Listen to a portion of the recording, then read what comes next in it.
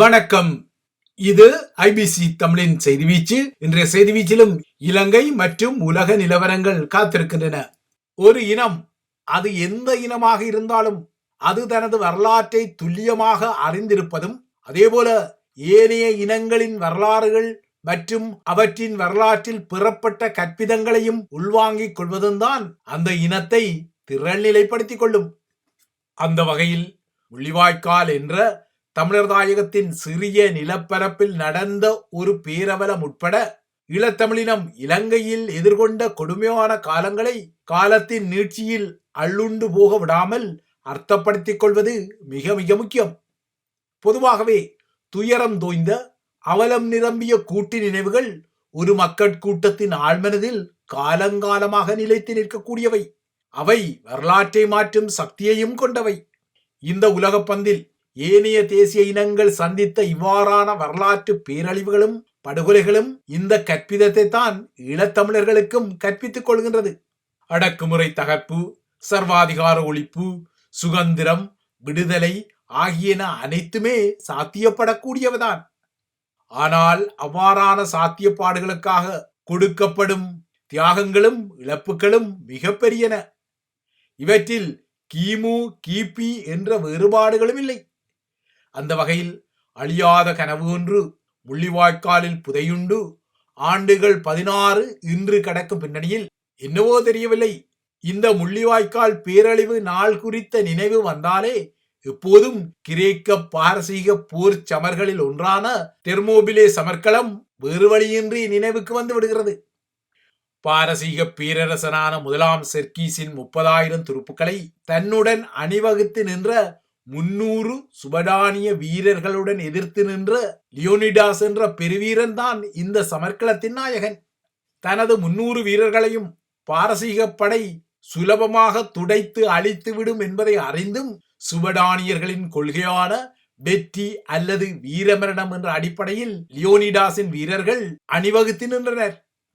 வெற்றி பெற்றால் எங்கள் கேடயங்கள் உங்களை நோக்கி வரும், இல்லையேல் கேடயங்கள் மீது எங்கள் உடல்கள் கிடக்கும் என்ற செய்தியை தமது இனத்துக்கு வழங்கிய பெருமிதத்துடன் இந்த சுபடானிய வீரர்கள் வீரமரணத்தை தழுவிக்கொண்டார்கள். சுபடானிய வீரர்களின் தியாகத்துக்கு குறைவில்லாத வகையில் முள்ளிவாய்க்கால் வரை வீழ்ந்த தமிழர் சேனையின் தியாகமும் உள்ளது. ஆகையால் இன்றைக்கு மட்டும் ஒருமுறை மே 18க்காக அஞ்சலித்து பின்னர் முடங்கிக் கொள்ளும் ஒரு சம்பிரதாய கற்பிதத்தை மட்டும் இவ்வாறான வரலாறுகள் ஈழத்தமிழினத்துக்கு கற்பித்துக் கொள்ளவில்லை என்பதே யதார்த்தம். அஞ்சலிப்புகளை விட அந்த அஞ்சலிப்புகளுக்கு பின்னால் உள்ள இழப்புகளை அர்த்தப்படுத்துவது நினைவுகூரல் நிகழ்வுகளை விட மிக மிக முக்கியமான ஒரு நிகழ்வு. கருப்பு உடைகள், கனத்த இதயங்களின் உணர்வெழுச்சி, மலர்கள் மற்றும் தீபங்கள் கொண்ட அஞ்சலிப்புகள் யாவும் முள்ளிவாய்க்கால் பேரவலத்தின் 1ஆம் ஆண்டு நினைவுக்கும் 2025ஆம் ஆண்டாகிய இந்த ஆண்டின் 16ஆம் ஆண்டு நினைவுக்கும் இடையிலான ஒற்றுமைகளாக உள்ளன. ஆயினும் முள்ளிவாய்க்கால் பேரவலத்துக்கு பின்னரான கடந்த 16 ஆண்டு காலத்தில் அதே ஈழத்தமிழினம் இலங்கை தீவில் தமது இருப்புக்கும் உரிமைக்கும் எவ்வளவு தூரம் முன்னேறியுள்ளது என்ற ஒரு கேள்வியை தொடுத்தால் அந்த தார்மீக வினாவுக்குரிய பதில் கசப்பானது. இந்த கசப்பின் அடிப்படையில் முள்ளிவாய்க்கால் படுகொலைக்கு உண்மையான நீதியை பெற்றுக்கொள்வதுதான் தமிழ் மக்களுக்கு முன்னால் உள்ள மிகப்பெரிய சவாலாக உள்ளது. இந்த சவாலின் நீட்சி இலங்கை தீவில் கடந்த நவம்பரில் ஏற்பட்ட ஆட்சி மாற்றத்தின் ஊடாக தந்திரோபாயமாக உருவாக்கப்பட்ட அனைவரும் இலங்கையர்கள் என்ற பொறிக்குள் இருப்பதையும் நினைவுபடுத்த வேண்டும். இலங்கை தீவில் தற்போதைய அரசு தலைவரான அனுரகுமார திசாநாயக்காவின் புதிய சிஸ்டம் சேஞ்ச் ஆட்சி மாற்றத்துடன் கச்சிதமான பலன்கள் வெறுமென வானம் பார்த்த பூமியாக கொழும்பை பார்க்கக்கூடிய ஈழத்தமிழர்களும் இருக்கத்தான் செய்கிறார்கள்.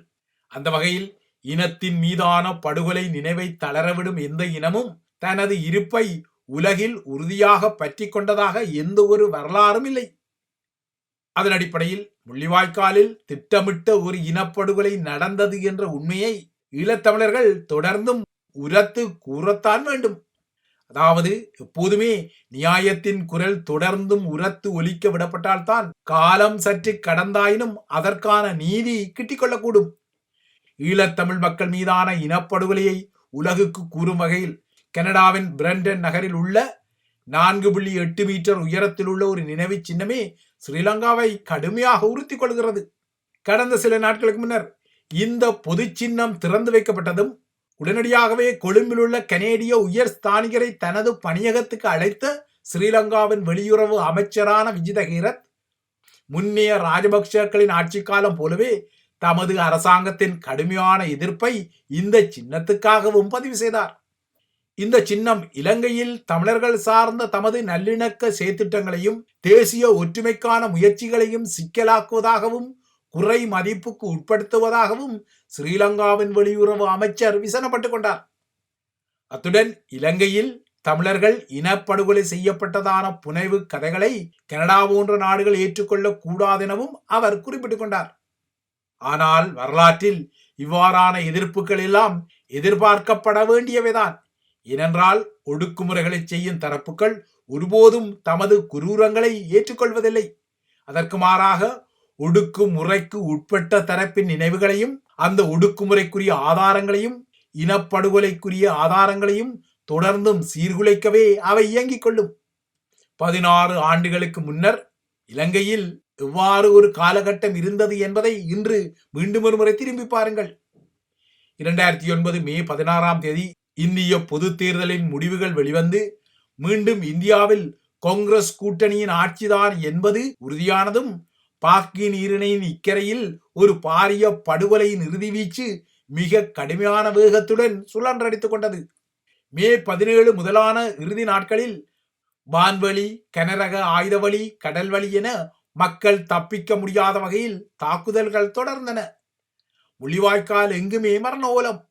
ஆயினும் அவ்வாறாக மரண ஓலத்தை எழுப்பி அந்த மண்ணில் செத்து மடிந்தவர் தொகையின் இறுதி எண்ணிக்கை இன்னமும் யாருக்கும் தெரியாது.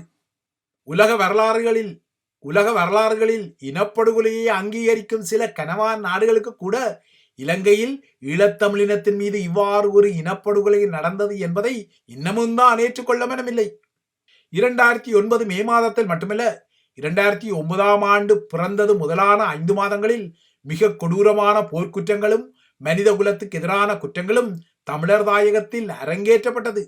இவ்வாறான அரங்கேற்றங்களுக்காக கொழும்பு அதிகார மையம் ஒருபோதும் பின்னின்றதில்லை. இதனால் ஜெனீவா உடன்பாட்டின்படி தடை செய்யப்பட்ட கொத்து குண்டுகள், வெள்ளை பொஸ்பரஸ் குண்டுகள் அனைத்துமே முள்ளிவாய்க்காலில் அஞ்சி ஒடுங்கி நின்ற அப்பாவி மக்கள் மீது பயன்படுத்தப்பட்டமை போர் முடிவு என்ற அடையாளப்படுத்தலுக்குரிய இனப்படுகொலை முடிந்தவுடனே அம்பலமாகிக் கொண்டது. கொழும்பு அதிகார மையமாகிய ஸ்ரீலங்கா அரசாங்கம் தானே அறிவித்த பாதுகாப்பு வலயங்கள் மீதும், இதனைவிட ஸ்ரீலங்கா இராணுவம் சுயமாக பிரகடனப்படுத்திய தாக்குதல் சூனிய வலயங்கள் மீதும் கடும் தாக்குதல்கள் நடத்தப்பட்டன. தற்காலிக மருத்துவமனைகள் கூட தாக்கப்படும் குரூரத்தனங்கள் அரங்கேற்றப்பட்டன.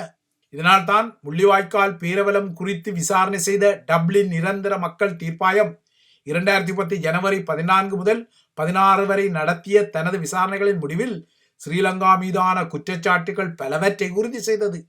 ஆயினும் 1948 ஆண்டின் இனப்படுகொலை தடுப்பு உடன்பாட்டில் அல்லது ஒப்பந்தத்தில் ஒப்பமிட்ட பல நாடுகளில் ஒரு நாடு கூட ஸ்ரீலங்கா மீது அனைத்துலக குற்றவியல் நீதிமன்றத்தில் மூச்சு கூட விடவில்லை.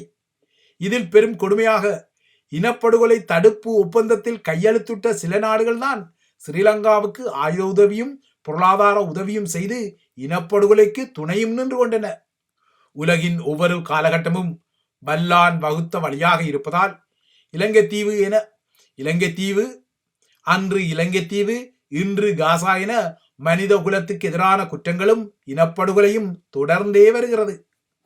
எனினும் நினைவில் கொள்ளுங்கள், எந்த பிரச்சனைக்குரிய முடிவும் ஒரே இரவில் கிடைத்து விடுவதில்லை. அந்த வகையில் ஈழத்தமிழர்களின் தற்போதைய அறவழி பாதை கூட லேசானதல்ல.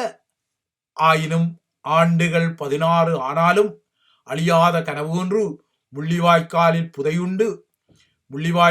புதையுண்டு இன்னமும் விம்மி துடிக்கும் இந்த வேளையை இன்று நினைவு கொள்வோம்.